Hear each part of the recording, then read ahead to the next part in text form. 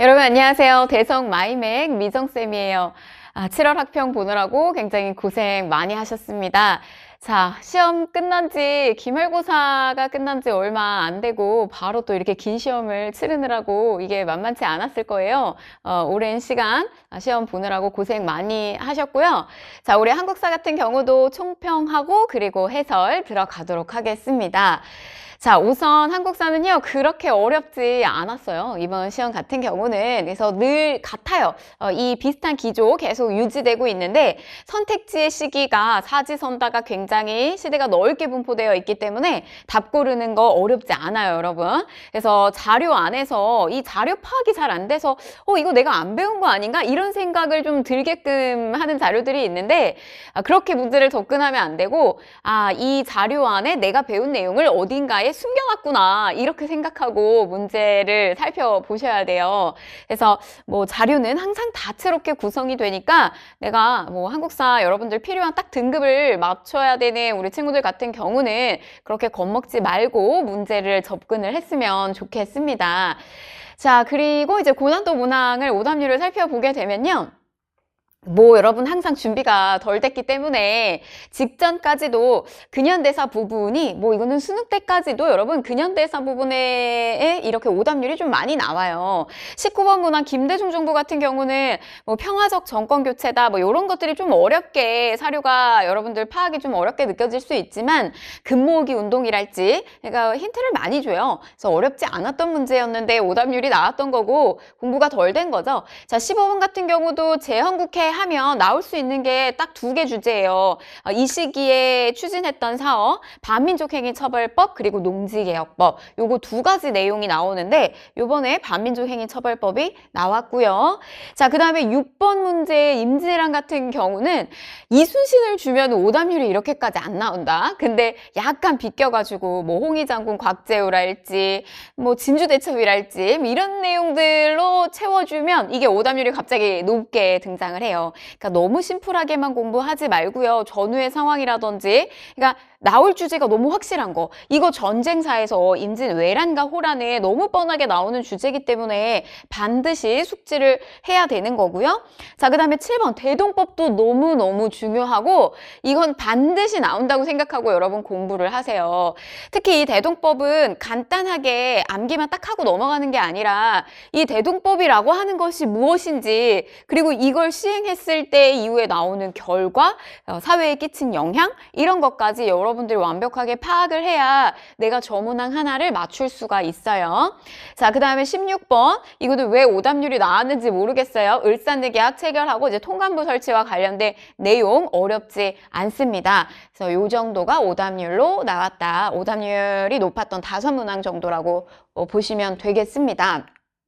자, 시대별로 문항 배치는요, 고정이에요. 정근대사 6문항, 근현대사 비중이 크죠. 14문항으로 고정되어 있고, 선사 하나, 고대 하나, 고려 2개, 그래서 하나가 후삼국 시대의 태조 왕건과 관련된 게 하나 등장을 했죠. 그리고 조선 2개 이렇게 출제가 되죠. 하나는 정치사, 하나는 경제사, 보통 이렇게 출제가 되고요. 개항부터 시작해서 우리 인물사로 치면은 흥선대원군 시기, 사건으로 치게 되면은 강화도 조약, 이제 요 시작점으로 해서 대한제국 멸망기까지가 5문항이 출제가 됐고 보통 일제강점기도 다룰 내용이 좀 많아서 5문항이 출제가 되는데 이번에 좀 특징이라고 하는 건 여기서 하나가 빠지고 현대에서 하나가 더 출제가 됐어요. 여기가 좀 많이 출제가 된 거죠. 요렇게 비중이 있게 출제가 됐다라는 거. 자, 여러분들 이제 본격적으로 한국사는 하셔야 됩니다. 우리 현역 친구들 같은 경우는 이제 여름방학 맞아서 시험도 이제 끝난 학교들이 많고요.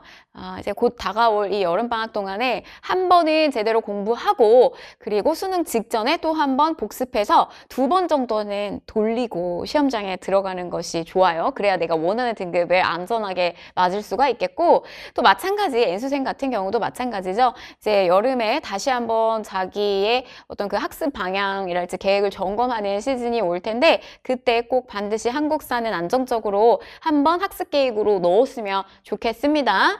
자, 이 칠지도 1배속 개념 완성은요, 7번 정도 회독이 가능하게끔 배경 지식도 넣어주고 스토리텔링 형식으로 이렇게 15개 강의로 구성이 되어 있고요.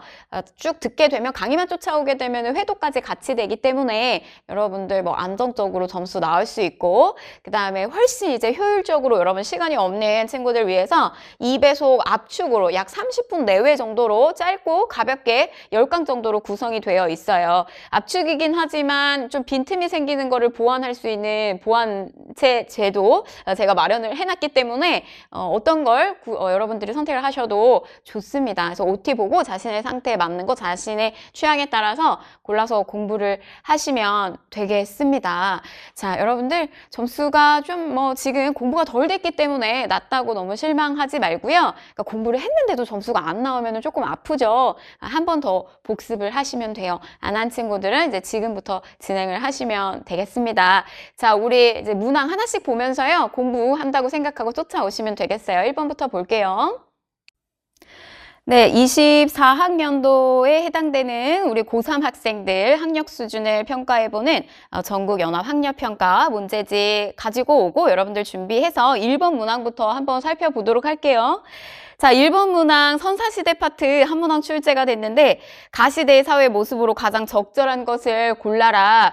자, 여기는 신구 선생님 출제 자주 된다. 제가 이렇게 이야기하는데 신석기랑 구석기 출제 비중이 굉장히 높아요. 근데 뭐 청동기도 당연히 출제가 될 수 있어요. 이번에는 청동기 문제가 출제가 됐고 고였다 덮개돌을 두 다리에다가 고여 올린 거예요. 이 덮개돌의 무게가 굉장히 무겁기 때문에 이걸 많은 사람들이 운반해서 끌어올렸을 때 이 많은 사람들을 지배했었던 지배자가 분명히 존재했을 것이고 그 지배자의 무덤으로 우리가 보고 있다는 거예요. 그래서 이렇게 계급이라고 하는 것이 발생했던 그리고 사유재산이 존재했던 이 시기는 청동기 시기에 해당이 되겠죠. 자, 그래서 골라보자 라고 했을 때 자, 율령이라고 하는 법이 반포되었다라고 했는데 이거는 고대 국가의 특징이에요. 그래서 1번 아니죠. 그 다음에 과거제가 시행됐다라고 했는데 우리가 그냥 뭐 과거 시험을 치렀다 이러면 조선시대가 막 떠오르죠. 근데 뭐 시작 자체는 고려 광종 때 시작이죠. 자, 그리고 상평통보가 발행이 되었다라고 했는데 화폐 관련해서 여러분들 시험에서 나올 거는 딱 이거 하나예요. 상평통보. 뭐 하나 더 있다면 당백전 정도가 되겠네요. 그래서 요거 조선 후기 상평통보. 자, 그다음에 비파형 동검. 그렇죠. 비파 모형의 청동검. 청동이라고 하는 시기가 그러니까 청동이라고 하는 재료에 무기가 등장했던 때 정답 4번이 되겠죠. 자, 지방에서 서원이 건립되었다라고 했는데 지방의 사학이 되죠. 붕당의 어떤 근원이 되는 곳이기도 했고 조선시대에 해당이 되죠. 자, 2번 볼게요. 자, 가국가에 대한 설명으로 옳은 것을 골라라 라고 했는데 자, 고대 파트와 관련해서는 여러분 제가 이 시기의 출제 경향을 뭐라고 설명하냐면 그냥 우리 이 해설 강의에서 다 이야기를 드립니다. 자, 비읍으로 시작해서 비읍으로 끝난다. 제가 이렇게 이야기하거든요. 이 이야기는 무슨 이야기냐면 백제 파트와 관련된 거 잘 나오고요. 또 발해와 관련된 거 굉장히 잘 나와요. 특히 백제의 수도천도와 관련된 거, 발해의 통치, 조직, 제도사 이런 게 잘 나오거든요. 그래서 여러분들 그 부분은 반드시 숙지를 하고 들어가는 게 좋아요. 자, 가국가에 대한 설명 옳은 것을 골라라. 자, 그럼 이 성왕 시기 때 수도를 어디에서 어디로 옮겼다? 웅진에서 사비로 옮겼다. 웅진은 한성이 함락당하면서 막 쫓겨서 내려갔기 때문에 이 지역은 방어에는 너무 유리하지만 대업을 이루기에는 좀 뭐가 아쉬워. 그래서 더 남쪽으로 내려가서 충청도 남쪽으로 더 내려가서요. 사비 자리를 옮기게 되죠. 자, 이게 성왕시기라는 거. 근데 답 고르는 건 쉬워요. 그냥 백제 것만 고르면 된다. 마한 일대의 작은 소국 중에 하나가 백제였잖아요. 이게 근초고왕 시기 때 마한 일대를 전부 장악하죠. 1번이 되겠고 이렇게 성왕 자체를 물어보는 문제도 아니죠. 자, 골품제, 뼈다귀에도 품계라고 하는 것이 있다. 그래서 폐쇄적인 신분제를 가지고 있는 거. 신라. 바다 동쪽에 융성한 나라가 어디냐라고 했을 때 이거는 발해. 자, 가보개혁을 추진하였다라고 했는데 이건 뭐 근대 파트로 들어가야 되겠죠? 근대 시대. 자, 8조법으로 사회 질서를 유지하였다. 고조선. 자, 3번 갈게요. 가 왕에 대한 설명으로 옳은 것을 골라라 라고 했는데 막 이렇게 사료를 여러분들한테 낯선 걸 줄 수 있다고요. 그래도 겁먹지 말고 내용을 보면서 아, 이거 내가 배운 거, 다 배운 거에서 나오는 거구나 이렇게 생각하고 접근하면 돼요. 그 내용은 지금 보면 뭐 후삼국을 통일한 내용이 나와요. 후백제의 견훤을 마지막으로 이제 물리치고 나서 후삼국을 통일을 하는데 그때 뭐 싸웠던 뭐 안동의 고창 전투 이야기가 나온 거죠. 결국 이건 태조 왕건 물어보는 거고 왕건의 업적을 물어보는 거예요. 그래서 훈요 10조를 남긴 거 1번이 되겠습니다. 자, 2번 경국 대전 우리나라 통일된 최초의 법전 이게 조선 시기 성종 시기 때 반포가 되죠. 자, 금간과야를 병합하였다. 금간과야 병합한 거는 신라구나. 이 정도만 알아도 되는 거고 금간과야 병합은 신라의 법흥왕 그리고 대가야 병합은 신라의 진흥왕이 되겠고요. 자, 그 다음에 수원화성을 건설하였다라고 했는데 요거는 정조죠. 정조의 어떤 개혁 정책을 실현시켰던 곳이 바로 이제 수원화성이었고, 자, 그리고 독서 3품과를 실시하였다라고 했는데, 골품제에 대해서 반대되는 거. 그러니까 독서의 능통함에 따라서 3품으로 나누어서 관료로 바로 올려보내는 요런 능력제. 골품제가 완전히 그 신분제라 폐쇄적인 신분제라면 요거는 신라 하대에 등장을 해요. 원성한 무렵이긴 한데 요거는 신라 거구나 이렇게 알고 가시면 되겠죠. 자, 4번 다음 상황이 나타난 당시에 볼 수 있는 모습으로 가장 적절한 것을 골라라 라고 했는데 이것도 어렵게 볼 건 없잖아요. 원나라가 등장을 하고 그럼 우리가 원간석기에 놓여지게 됐던 이렇게 상황을 보아하니 고려시기 거 후반기 게 하나 나올 법하구나. 충자 붙은 원나라의 충성어는 충녀랑 등장했고 또 쭉쭉쭉쭉 보니까 뭐 공녀 이런 것들을 바쳤다. 원간석기 얘기하는 거구나. 자, 그러면 쭉 보면 1번 교육기관 굉장히 잘 나오죠. 주자 많이 주자 우리 학생들한테 교육을 많이 시켜주자. 이거는 어디 거냐면 발해 교육기관이고요. 자, 화백 우리가 고백한다 뭐 이런 표현 쓰잖아요. 그 백자인데 화의 조화 자신들의 의견을 조화롭게 해서 왕한테 올리는 거 이게 화백회예요. 신라의 귀족들이 하는. 그래서 이거는 신라 거고. 자, 홍범 14조를 반포하는 국왕인데 뭐 근대식의 헌법이라고 볼 수 있겠죠. 이거는 가보개혁 때에 나오는 거고. 자, 안시성에서 당나라 군대에 맞서는 군인인데 고구려하고 안시성 전투 이건 고대 시기에 해당되는 내용이죠. 자, 정답은 요거죠. 쌍성 총관부에서 일하고 있는 관리 정답 5번이에요. 그러니까 원의 간섭을 받고 있는 간접 통치 기관이지만 직접적인 통치를 받게 되는 영토 침탈이 이루어졌던 부분이 세 군데가 있죠. 그 중에 하나가 이제 서경 일대의 동령부, 그다음에 또 하나가 천령 이북 지역의 요 쌍성 총관부, 그리고 또 하나가 제주의 탐라 총관부 이렇게 있잖아요. 근데 그 중에 나머지 두 개는 충렬왕 시기 때 탈환을 받게 되는데 이 쌍성 총관부 일대가 탈환을 받지 못해가지고 공민왕 시기 때 여기를 무력으로 탈환을 하게 된다까지. 요거는 요 주제는 잘 나올 수 있죠. 자, 그 다음에 5번 보면 지금 근대의 문제가 5번으로 들어와 있네요. 자, 이 사건의 배경으로 가장 적절한 것은 했어요. 자, 프랑스군이 나왔어. 그리고 여기쯤 되면 우리가 이제 여기서부터 근현대사가 들어갈겠구나. 5번, 6번, 7번 요렇게 이제 냄새가 나잖아요. 강화도를 침입해서 들어왔대. 강화도로 몸을 피신했대. 이러면 정근대사에 들어갈 가능성이 높고 강화도가 침략을 당했어. 이러면 이제 근현대사로 들어가는구나. 이렇게 생각할 수 있어요. 근데 여기에서 프랑스군이 쳐들어와가지고 문화유산을 약탈한 곳인 외규장각이 보여지네요. 그래서 우리 창덕궁에 내규장각이 있고요. 규장각 정조 시기 때 만들었던 강화도에 외규장각이 있는데 여기에 왕실의 행사를 글과 그림으로 남겨뒀던 의계라고 하는 여러 기록물들이 있는데 이게 약탈을 당하죠. 언제? 병인 양요 때. 그래서 정답을 골라라 라고 하면 병인 양요가 일어나게 된 배경을 고르는 거니까 정답은 2번이 되겠죠. 천주교 신자를 박해하는 것이 직접적인 원인이 됐죠.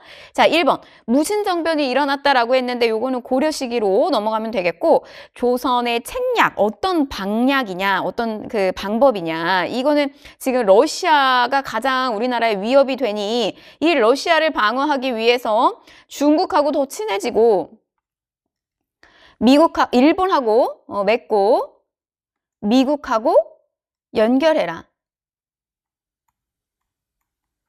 요런 내용이 들어가 있는 2차 수신사로 갔었던 김홍직과 거기 머물러 있었던 외교관 황춘셴, 중국인 황춘셴이라고 하는 인물이 주고받은 내용이죠. 이 조선 책략은.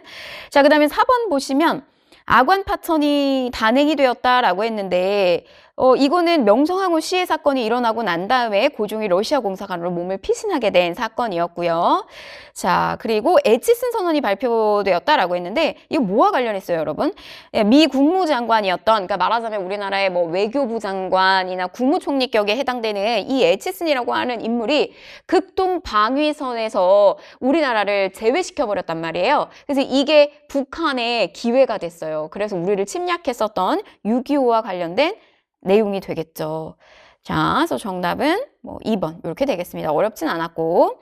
자, 그 다음에 6번 갈게요. 밑줄 친 이 전쟁 중에 있었던 사실로 옳은 것을 골라라 라고 했는데, 자, 진주대첩, 김시민 장군.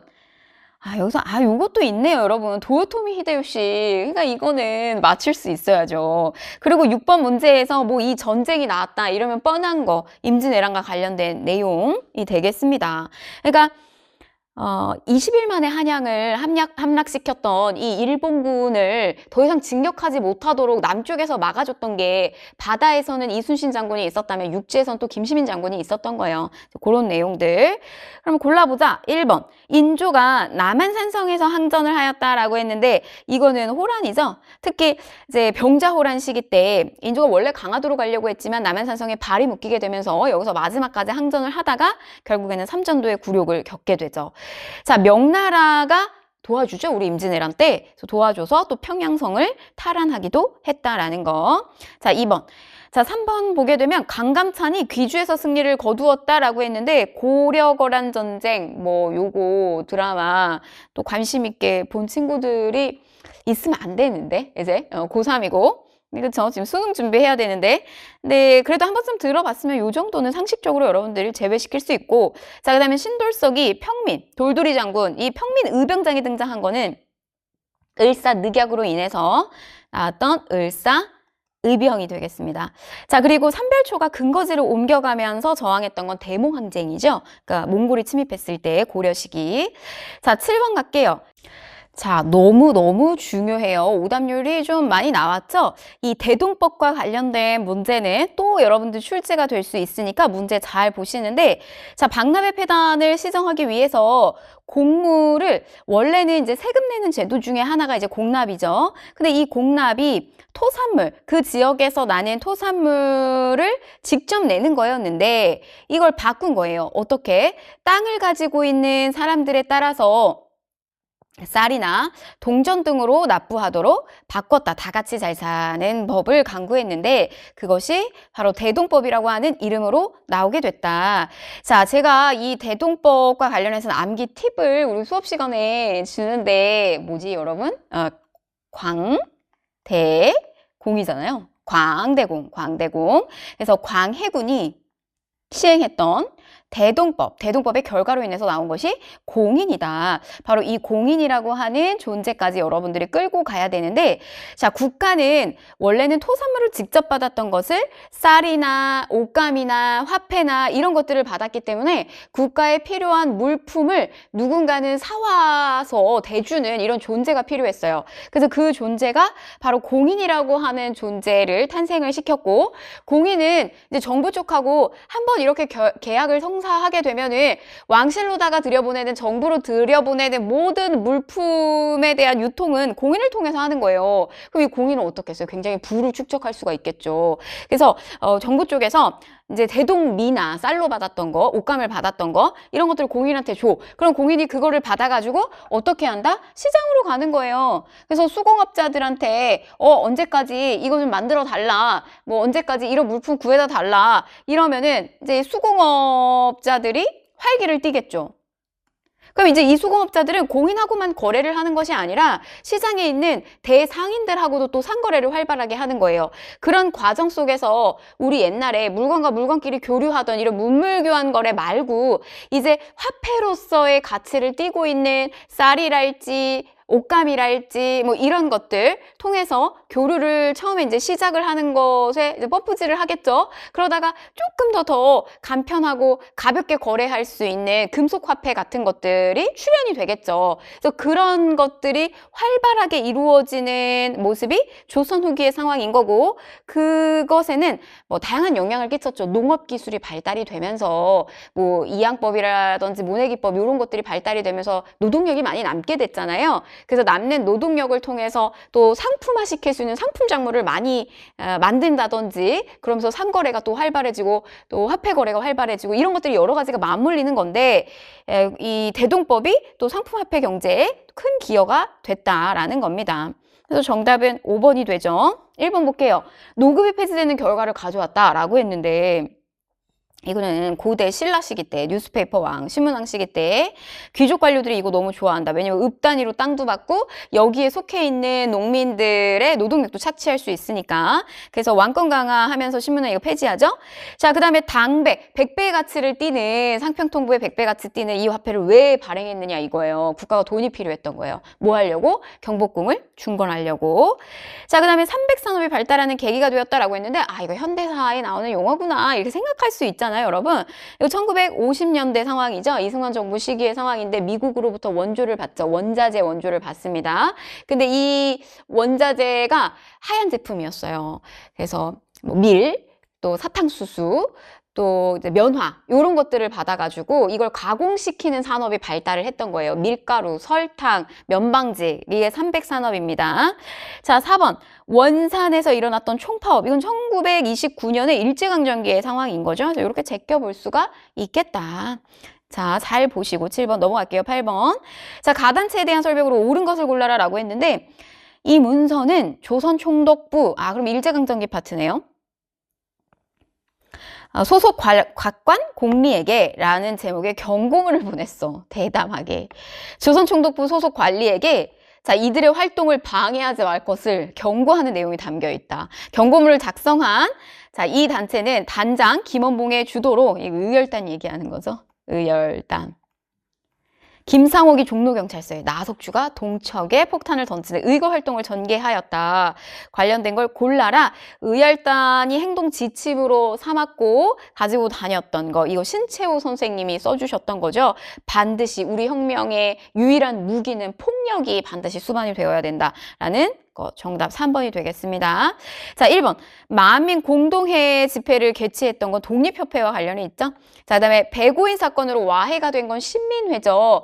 그래서 초대 총독으로 왔었던 데라우치 총독을 안중근의 사촌이었던 안명근이 암살하려고 했다라고 하는 혐의를 씌워가지고 여기에 신민회 회원들이 많이 연루되어 있다라고 하면서 105명을 잡아들여서 이때다 싶어서 와해를 시켜버렸어요. 자, 4번. 고종 강제퇴위 반대 운동을 거세게 벌이게 되면서 결국 이 단체는 해산이 되는데, 이거는 애국개몽 운동의 일환으로 나왔던 대한 자강회에 해당이 되고요. 자, 비밀행정조직으로 행정조직망이 국내에 쫙 깔려 있어요. 왜냐면은 이 정부가 바깥에 있으니까, 해외에 있으니까. 그래서 연통제를 운영하였다. 대한민국 임시정부에 해당이 되겠습니다. 자, 9번 갈게요. 밑줄 친 별난에 대한 설명으로 옳은 것을 골라라. 자, 별난을 일으키자 고종이 대신들과 대책을 의논하였다. 별난을 일으킨 군사들, 밀린 급료를 지급하는 것, 급료가 13개월분이나 지급이 되지 못했다. 그래서 이모군란과 관련된 내용이죠. 자, 그러면 이제 근대 시기와 관련된 내용 골라야 되는데, 묘청의 서경으로 갑시다 라고 하는 천도운동은 고려 시기 때에 일어나게 된 거고요.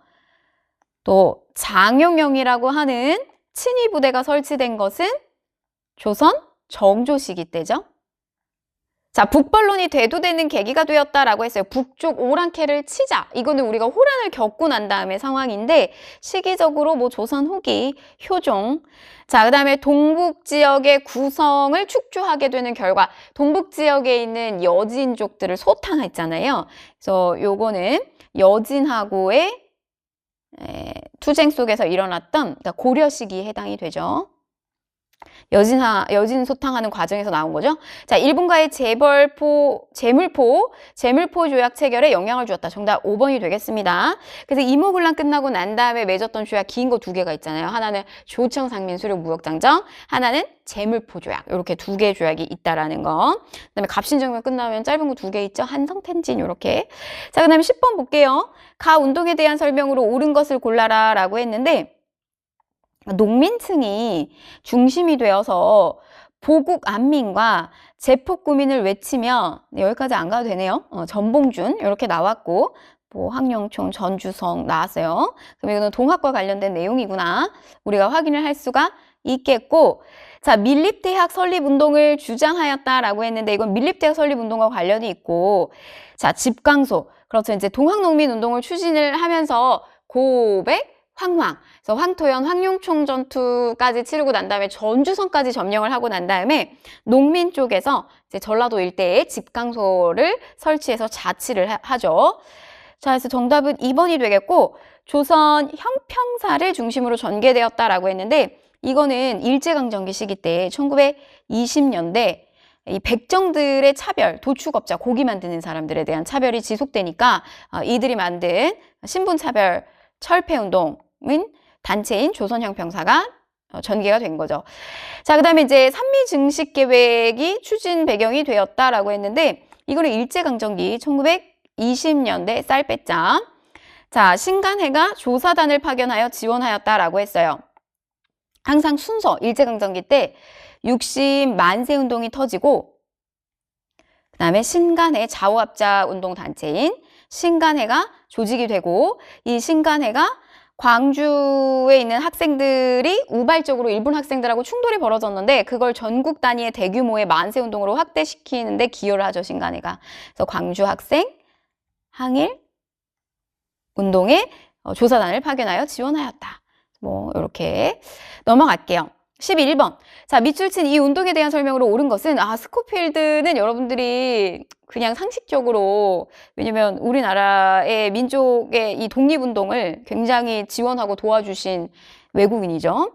파란 눈의 독립운동가 34번째 민족대표 뭐 이렇게 이야기도 하죠. 그래서 3.1 만세운동, 그러니까 무당통치부터 3.1 만세운동까지의 일련의 과정들을 해외에다가 목숨 걸고 이것들을 계속해서 보도하는 역할을 해주셨죠. 그중에서 특히 그 화성에서 일어났었던 제암리 학살 사건 이런 것들 현장에 있는 것들을 사진과 기록으로 전부 남겨주셨던 분이 바로 이 스코필드라고 하는 분이에요.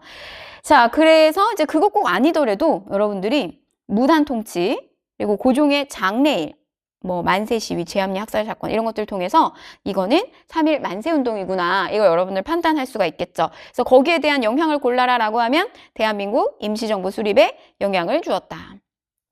자, 1번.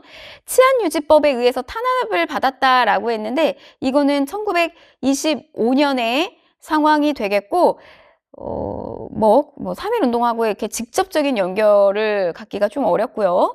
자, 그 다음에 조선 건국동맹의 왜냐면 이제 3.1 만세운동은 1919년에 3월 1일에 진행이 된 거기 때문에 시기적으로 안 맞죠? 자, 그 다음에 조선 건국동맹의 주도로 전개가 되었다라고 했는데 요거는 1944년, 그러니까 해방 직전에 이게 뭐로 바뀌어요? 조선 건국준비위원회로 바뀝니다. 여운형 선생님 중심으로 만들어지죠. 자, 그리고 조사시찰단이 파견되는 계기가 되었다라고 했는데 이거는 우리가 강화도 조약을 맺고 난 다음에 상황이기 때문에 일본에 이제 근대 문물 시찰하러 가죠. 뭐 개항기. 자, 그리고 일제의 황무지 개강권 요구를 저지한 것은 보한회라고 하는 애국개몽운동 단체. 자, 12번. 가운동에 대한 설명으로 옳은 것을 골라라라고 했어요. 자, 내용을 쭉 아래쪽에 보게 되면 담배도 끊고 금주도 하면서 나라비 1,300만 원을 갚자. 그래서 이거는 국채보상운동과 관련이 있는 내용이죠. 이게 굉장히 전국적으로 확대되는데 기여를 해줬던 신문이 대한매일신보라고 하는 것이 있죠. 근데 이렇게 할 수 있었던 이유는 이 신문사를 영국인 베델이 운영을 하고 있었잖아요. 그래서 이 영국하고 일본의 관계가 있기 때문에 함부로 이 신문사를 건드릴 수가 없었다고요. 그래서 정답은 2번이 됩니다.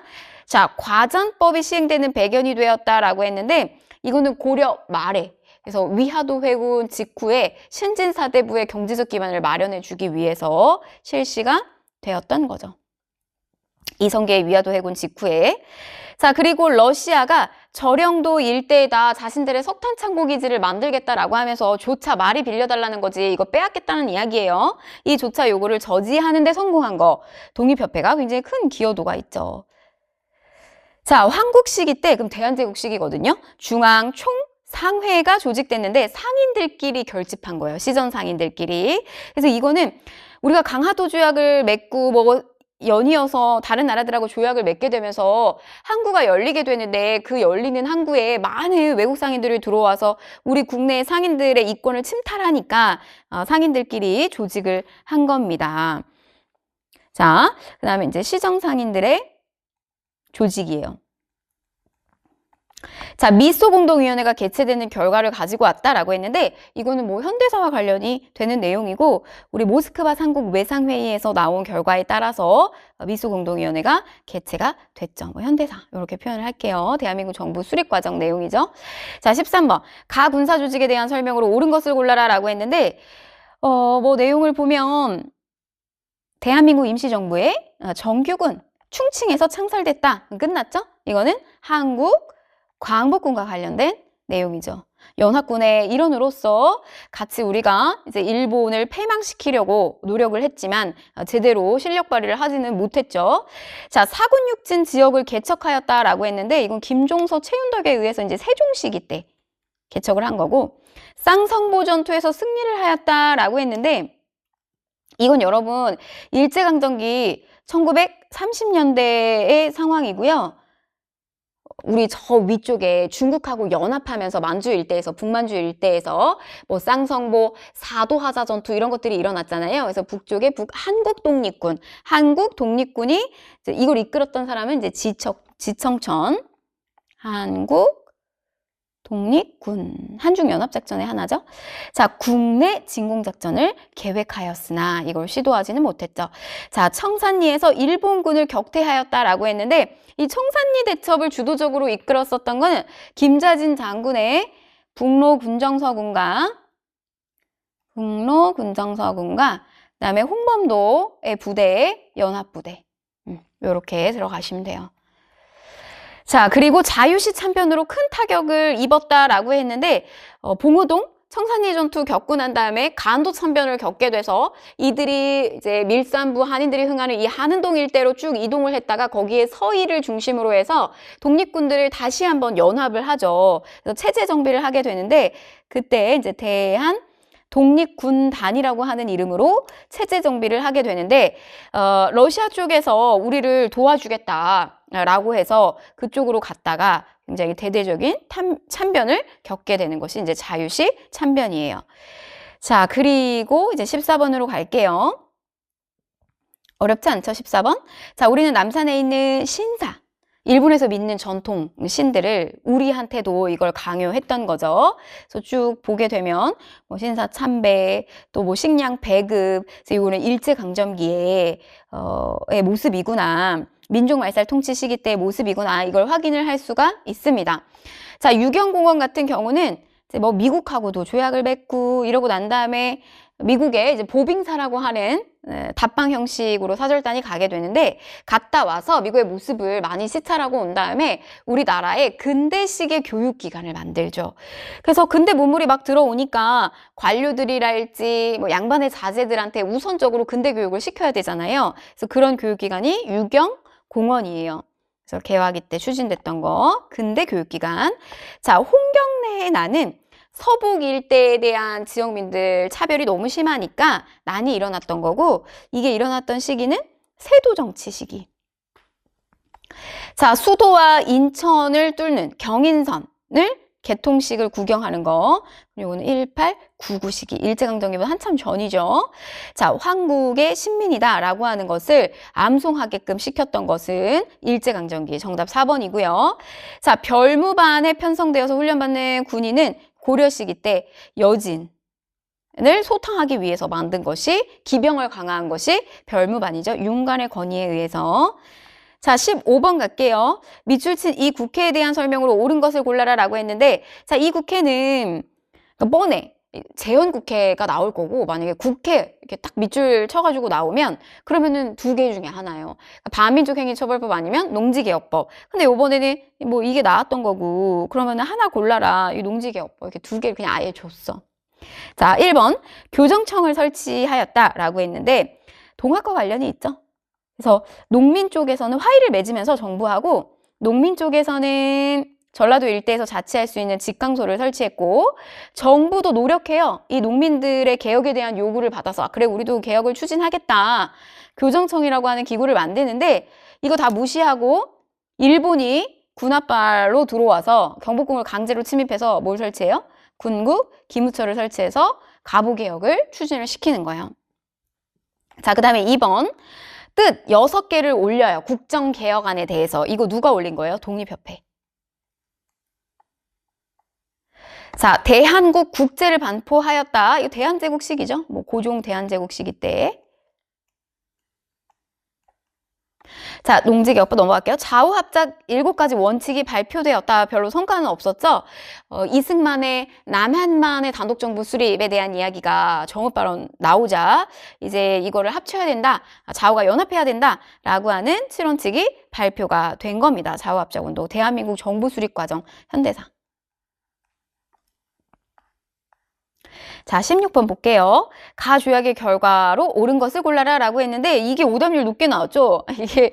이거는 여러분 을사늑약, 이 을사조약에 대한 결과, 통감부 설치 너무너무 잘 나와요.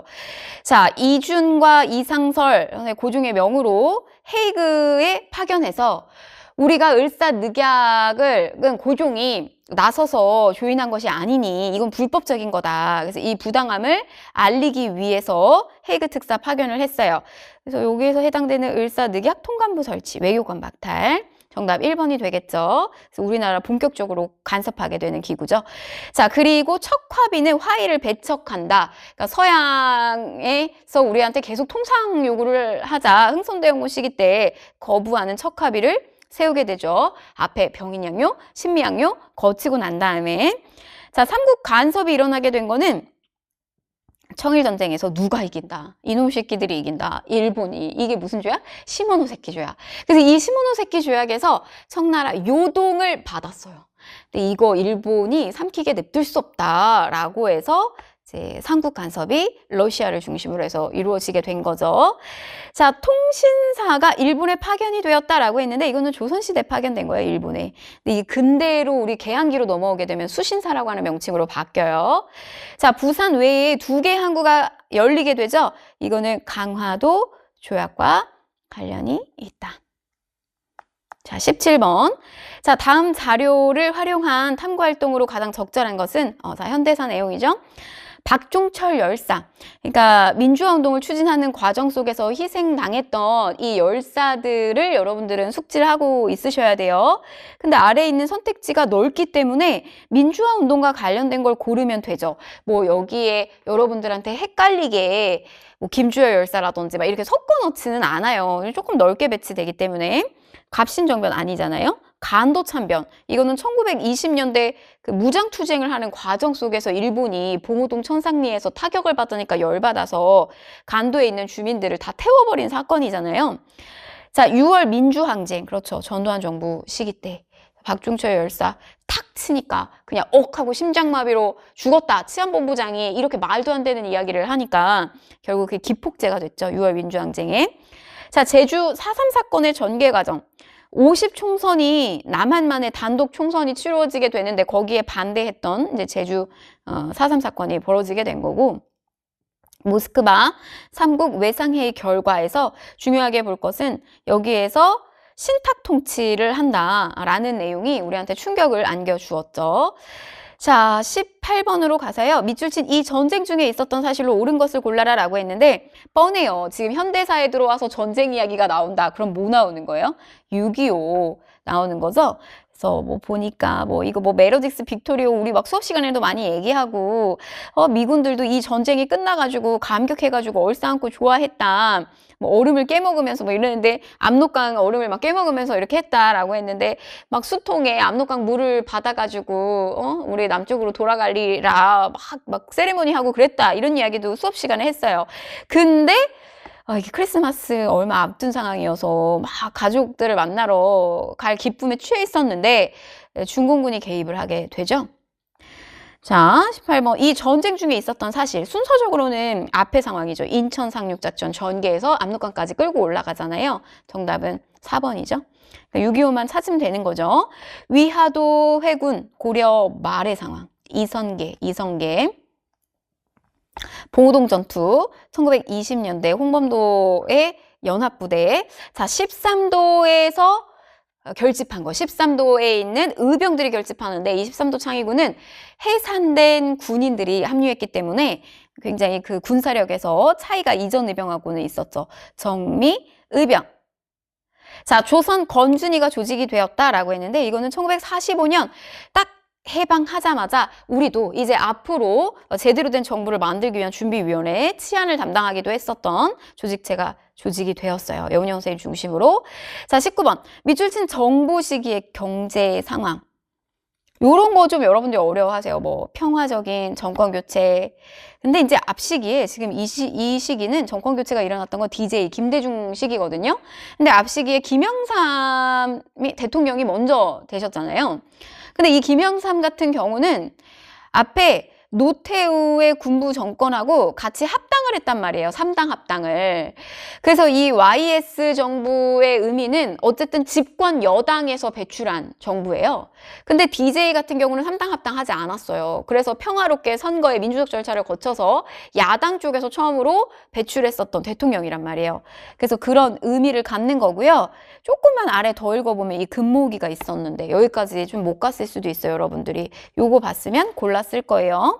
그러면은 뭐 김대중 정부 시기 때 굉장히 우리가 중요하게 보는 업적은 햇볕 정책이잖아요. 그래서 금강산 관광 사업이 이때 시작이 됐죠. 정답 1번이고 삼저 호황, 저달러, 저금리, 그다음에 저유가 때문에 굉장히 경제적으로 좋았던 시기가 전두환 정부 시기죠.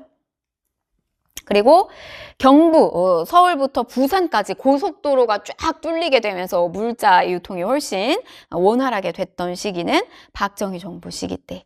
경제발전, 1차 경제개발 5개년 계획이 추진됐다, 박정희. 자, 경제협력개발기구인 이 선진 클럽에 가입을 이루는 성과를 얻기도 했던 것은 YS, 김영삼 때. 자, 20번 마지막으로 볼게요. 그러니까 남북관계 문제가 하나가 등장을 무조건 해요. 자, 밑줄 친 서명이 이루어진 시기를 연표해서 고른 것은 잘 나오는 시기가 있는데 그 중에 하나가 군인 출신이기는 하지만 납작 엎드려서 저는 보통 사람입니다. 그래서 우리 국민들을 받들어 모시겠습니다. 라고 하면서 나왔던 이가 바로 노태우 대통령, 노태우 정부 시기예요. 이 시기에 북한하고의 관계도 굉장히 많은 부분에서 업적을 남겼는데 남북 고위급이 직접 만나는 회담들 그리고 공식적으로 남북 기본 합의서가 나왔고 또 비핵화 공동선언에 서명을 하기도 했다. 그러면 어느 시기로 골라야 되느냐 쭉 보게 되면 5.18 광주에서 일어났던 건 전두환 정부 시기잖아요. 그리고 이제 6월 항쟁 일어났던 것도 전두환 정부 시기고 결국에는 국민들에게 굴복을 하죠. 누가? 집권 여당 대표였던 노태우가 국민들의 표를 직접 받는 직선제를 실시할 것이다 라고 하는 선언을 하게 돼요. 6.29 민주화 선언이죠. 그리고 나서 국민의 표를 직접 받아서 결국 야당이 분열을 해가지고 다시 이제 노태우가 여당에서 대통령으로서 당선을 하게 됩니다. 그래서 이게 마에 해당이 되는 거죠. 6.15 남북 공동선언 같은 경우는 이제 김대중 정부 시기로 들어가니까요. 그래서 이렇게 보시면 되겠습니다. 20번까지. 자, 여러분들 뭐 우리가 만점 맞고 100점 맞을 필요는 사실 없잖아요. 그래서 공부 조금만 하면 여러분들이 원하는 등급 나올 수 있어요. 너무 임박해서 막 시간에 쫓겨서 공부하지 말고 꼭 한번 우리 공부 미리미리 합시다. 수업에서 만날게요.